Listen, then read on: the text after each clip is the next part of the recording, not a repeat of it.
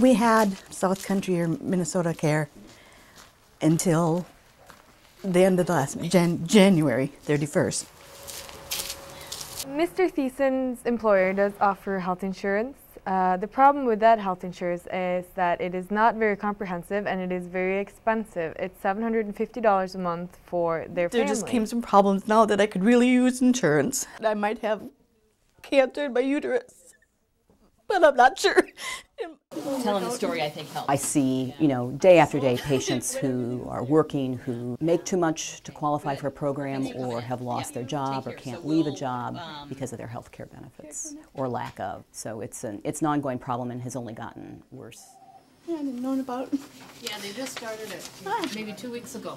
We're slipping. Over the last few years, we've gone down steadily. The state is cutting all the programs that have previously been there to catch those kind of people who fall between different programs. The reality is we need some kind of national health insurance. I had another one too that I don't know if you would need it, but it's for osteomyelitis. With the Thiessens, it could be that they qualify for Minnesota Care.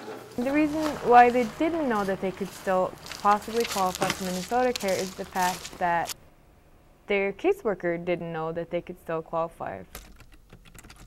The guidelines their caseworker was working with was the fact that if there's any kind of employer-based insurance, you do not qualify for Minnesota Care, and thus she never passed it on. It's very hard to come across the correct information. It's hard to find out whether or not you qualify for certain programs. It's hard to reach people to ask who can answer the questions.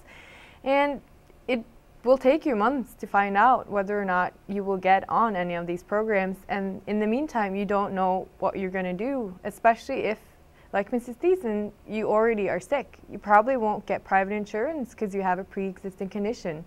And you can't stop getting medical care if you are sick. We talked to Mrs. Thiessen a couple of times and we just found out that her test for cancer came back negative. She is cancer-free. Yeah, I've got the fax number sitting on my desk. No one should ever have to be in a situation where they think they might be very, very ill, possibly have cancer or be dying. And then on top of that, have to worry about how will I pay for the testing? How will I pay for the medication if it turns out that I do have cancer? How will I be able to afford treatment? If you are diagnosed with a deadly disease, the only thing you should have to think about is how do I beat this? How do I get well?